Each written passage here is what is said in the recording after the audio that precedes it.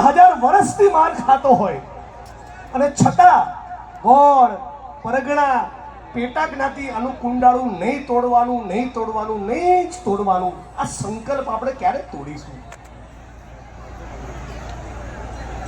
એક ગોળનો કાર્યક્રમ, પછી બીજા ગોળનો કાર્યક્રમ થશે, પછી ત્રીજાનો થશે, પછી ચારેય ગોળના કાર્યક્રમ પતે રોહિત સમાજના એટલે વણકર સમાજ ઉભો થશે, વણકર સમાજના કાર્યક્રમ પતે એટલે શ્રીમાળી સમાજ આવશે, પાછો રાવત આવશે, પાછું તુરી બારોટ આવશે, પાછા બધાના ગોળના પરગણાના બંધારણો અલગ, અને પાછું નોકરી લેવી હોય ONGCમાં કે રેલવેમાં એટલે પાછું બાબા સાહેબનું બંધારણ યાદ આવે.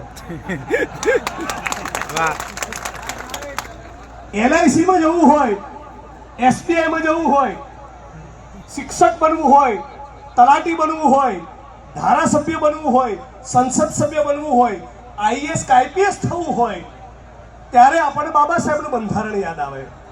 અને સમૂહ લગ્ન કરવા હોય ત્યારે આપણે પેલા કુંડાળા વાળું બંધારણ યાદ આવે. નવી પેઢીના યુવાન મિત્રો,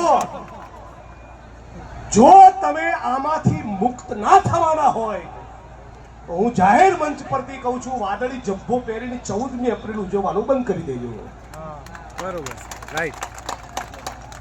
જો દલિત સમાજના તમામ ગોળ પરગણા અને પેટા જ્ઞાતિના લોકો સાથે મળીને હજી આંતર જ્ઞાતિ લગ્નો ના કરી શકીએ, હજી આપણી અંદરના કુરિવાજોમાંથી મુક્ત ના બનીએ, તો બાબા સાહેબનું સ્ટેચ્યુ ગોતી દૂધથી ધોવડાવી અને 14મી એપ્રિલે માળા પહેરાવવાનો કોઈ મતલબ ખરો? આનો પૂરેપૂરો ગંભીરતાપૂર્વક વિચાર કરજો. બીજી વાત, રોહિત સમાજના કાર્યક્રમમાં બહુ સ્વાભાવિક રીતે સંત રવિદાસને આપણે બધા જ યાદ કરીએ.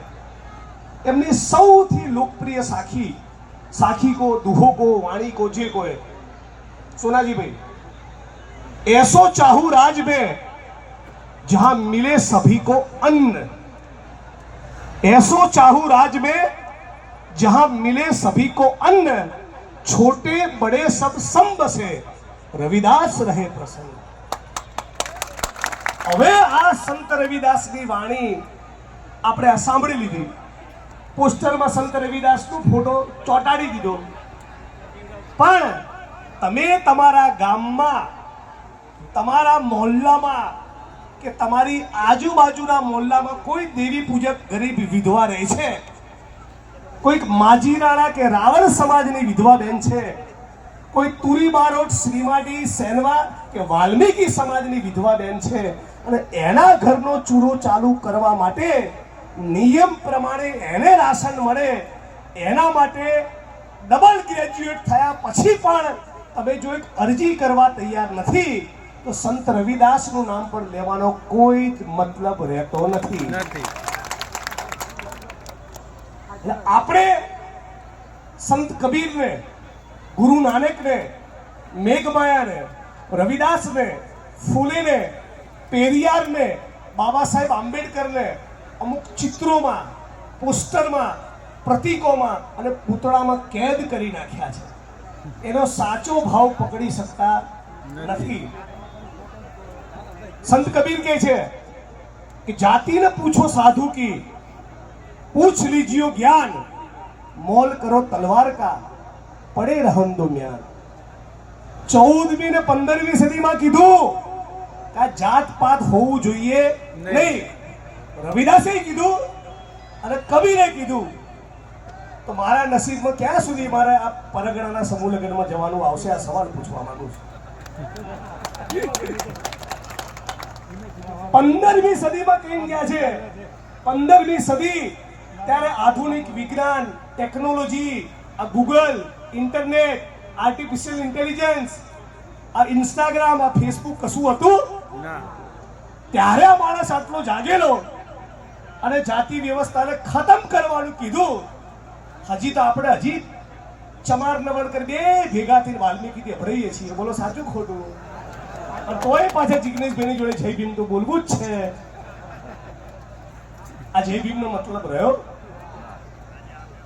દલિત સમાજ ટોટલ એક થાય અને દલિત સમાજ સુધીમાં આપણે બધા ભારતવાસી છીએ.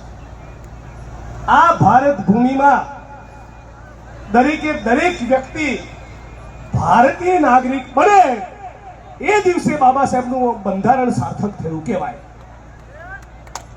તો એની પહેલ, એની શરૂઆત આપણે બધાએ કરવી જોઈએ.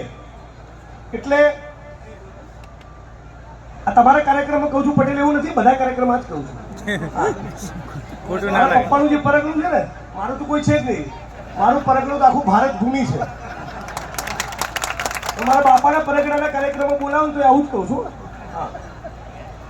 એટલે નવી પેઢીના મિત્રો, આપ સૌને ખાસ અપીલ કરું છું, જ્યારે પણ અત્યાચારની ઘટના બને ત્યારે જિજ્ઞેશભાઈ એવું જોવા જાય કે રોહિત છે કે વણકર છે, વાલ્મીકી છે